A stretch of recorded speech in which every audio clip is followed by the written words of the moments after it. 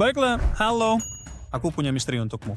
Tahukah Anda bahwa di suatu tempat di Samudra Atlantik ada sebuah pulau yang tidak akan Anda temukan di panduan perjalanan? Naik ke resort atau turis, namun entah bagaimana ia memiliki penggemar, tetapi punya nama. Beberapa peta menunjukkannya, beberapa tidak. Letaknya di titik awal seluruh dunia, ditandai dengan 2 angka 0 dan diberi nama dengan angka 1. Ini adalah kisah tentang Pulau Nul, sebuah titik yang terletak persis di 0 derajat bujur dan 0 derajat lintang. Tapi sebelum aku bisa menjelaskan semuanya secara lengkap, mari kita ingat sebentar bagaimana koordinat bekerja. Peta dipenuhi dengan garis-garis yang membantu navigasi. Garis-garis yang melintang disebut lintang, membentang dari timur ke barat, mengelilingi bumi seperti sabuk. Mereka mengukur seberapa jauh ke utara atau selatan Anda dari Khatulistiwa, garis yang tepat di tengah bola dunia di antara kedua kutub. Sekarang garis bujur membentang dari atas ke bawah, dari utara ke selatan. Garis-garis ini mengukur seberapa jauh ke timur atau barat Anda dari garis awal yang disebut meridian utama. Jika Anda mempertemukan garis bujur dan lintang, didapat 2 angka yang berfungsi sebagai alamat tiap titik di bumi. Begitulah cara GPS bekerja, bagaimana pesawat menemukan jalannya, jalur pelayaran dan satelit dikendalikan. Ini sistem yang terbukti dan teruji, jadi tidak ada alasan mengubahnya. Yang menarik adalah betapa tuanya konsep ini. Jauh di masa lalu, lebih dari 2.200 tahun lalu, seorang matematikawan bernama Eratosthenes mengukur ukuran bumi. Ia tidak membutuhkan kapal atau satelit untuk itu. Ia melihat di satu kota, matahari tidak membuat bayangan saat tengah hari, sedangkan di kota lain di utara, matahari yang sama justru membuat bayangan. Dengan mengukur sudut bayangan itu dan mengetahui jarak antara kedua tempat tersebut, ia menghitung keliling bumi. Menakjubkannya, jawabannya hampir sama dengan yang kita gunakan sekarang. Ia lalu menggagas membagi bola dunia menjadi garis-garis. Sekitar 100 tahun kemudian, matematikawan Hipparchus memakai lingkaran 360 derajat untuk memberi angka pada setiap lokasi. Pada masa era penjelajahan, setiap negara memakai titik awal sendiri, sehingga pelayaran menjadi membingungkan. Ini berlangsung hingga tahun 1884, ketika tokoh penting sepakat garis bujur 0 dunia melewati Greenwich, Inggris. Sekarang kita memiliki satu sistem grid universal ini, 0 derajat lintang di Khatulistiwa dan 0 derajat bujur di meridian utama, dan keduanya bertemu di satu titik yang membawa kita ke pulau misterius yang sebenarnya tidak ada, yang disebut Pulau Nul. Jika Anda memperbesar koordinat ini, Anda tidak akan menemukan daratan, hanya lautan. Titik ini terletak di Teluk Guinea, sekitar 370 mil dari pantai Ghana. Ini adalah bagian dari wilayah pelayaran yang sibuk, tetapi tidak ada pulau yang menanti Anda di sana. Namun di peta digital, Anda bisa melihat satu yang ditandai di sana. Ini tempat imajiner terletak di lokasi nyata. Ini adalah lokasi lelucon yang dibuat oleh pembuat peta, pulau palsu yang diletakkan tepat di koordinat 0,0.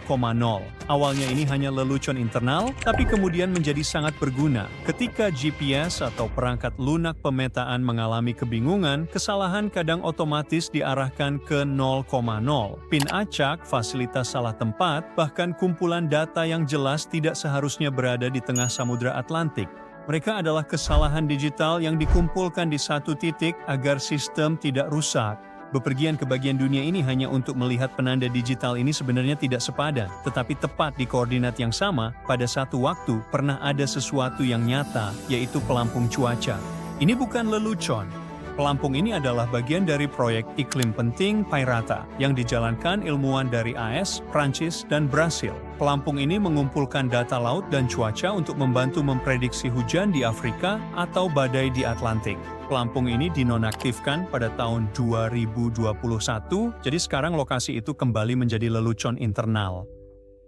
Betapa kebetulannya bahwa di 0,0 benar-benar tidak ada yang istimewa. Namun ada koordinat dicari dengan hal-hal aneh, menyeramkan, atau menakjubkan yang bisa kamu temukan di Google Earth. Seperti Nagoro, Jepang. Desa pegunungan kecil ini tampak tenang dan mengantuk. Jika diperhatikan lebih dekat, kamu sadar orang-orang di sana tidak bergerak. Itu karena mereka sebenarnya bukan manusia. Mereka adalah boneka lebih dari 350 buah. Seorang wanita lokal menempatkan boneka itu untuk menggantikan tetangga yang telah meninggal atau pindah. Satu untuk ayahnya, satu untuk teman sekelasnya, satu untuk petani di ladang. Sekarang jumlah boneka melebihi jumlah manusia, menjadikan tempat ini seperti museum kenangan terbuka yang indah sekaligus menyeramkan, kecuali jika kamu takut pada orang-orangan sawah berukuran manusia. Kalau begitu, tempat ini lebih mirip film horor. Ada danau darah di dekat Baghdad. Ketika danau ini muncul di Google Earth tahun 2007, siapapun yang melihatnya pasti terkejut. Airnya tampak sangat mencurigakan sehingga memunculkan berbagai macam rumor.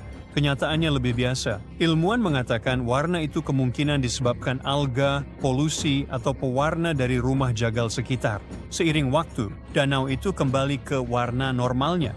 Namun, yang menarik adalah penyebab pastinya tidak pernah dikonfirmasi secara resmi. Meskipun alasannya mungkin biologis, ini sudah cukup membuat internet mengingatnya selamanya. Di Kanada, kita punya lanskap dengan beberapa trik. Dari permukaan, itu hanya tanah tandus. Tidak ada apa-apa selain perbukitan dan lembah tererosi. Jika Anda menerbangkan drone dan melihat dari atas, Anda akan melihat garis besar wajah manusia dengan hiasan kepala penduduk asli Amerika. Orang-orang baru menyadarinya pada awal 2000-an saat citra satelit tersedia. Selama bertahun-tahun, penduduk setempat berjalan dan berkendara melewatinya tanpa mengira ada sesuatu yang luar biasa. Tak seorang pun mengukirnya. Angin dan hujan membentuknya selama ribuan tahun.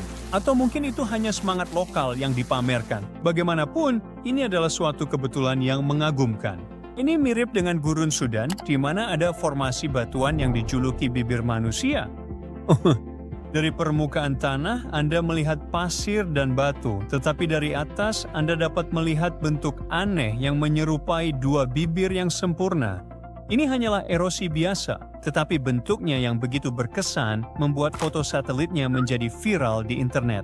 Beberapa orang menjulukinya ciuman Sudan, menunjukkan bahwa bahkan gurun yang kosong pun bisa mengejutkan Anda dengan sedikit humor.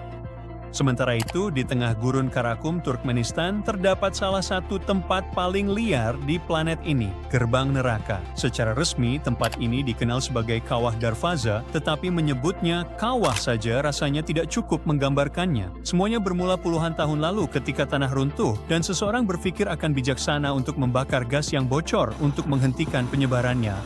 Rencananya hanya akan terjadi kebakaran selama beberapa minggu, tetapi sekarang, setelah 50 tahun, kebakaran masih saja terjadi. Pada siang hari, tampak seperti lubang, tetapi pada malam hari, seperti sesuatu dari film fiksi ilmiah. Api oranye berkedip di tengah gelapnya gurun, gelombang panas ke langit. Orang-orang masih datang untuk melihatnya.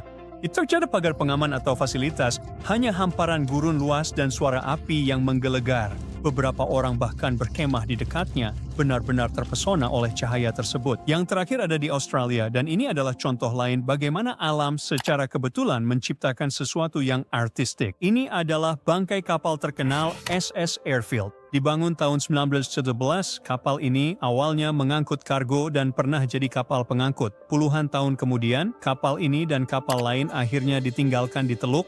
Namun setelah manusia pergi, alam mengambil alih dan menjadikannya menakjubkan. Pada dasarnya, pohon-pohon bakau tumbuh di dalam kerangka kapal yang kosong, mengubah bangkai kapal itu menjadi sesuatu yang menyerupai hutan terapung. Kapal ini menjadi penanda hidup yang kini dirayakan oleh penduduk setempat. Masih banyak lagi yang bisa dieksplorasi, tapi kita harus menyimpannya untuk lain waktu. Pentagram tersembunyi di stepa atau pesawat terbang yang melayang diam di bawah air biru kehijauan Bahama. Dulu, peta dipakai bepergian, tapi teknologi membuat peta 3D jadi cara baru berpetualang, memang tidak menggantikan pengalaman nyata, tapi bisa jadi inspirasi liburan berikutnya.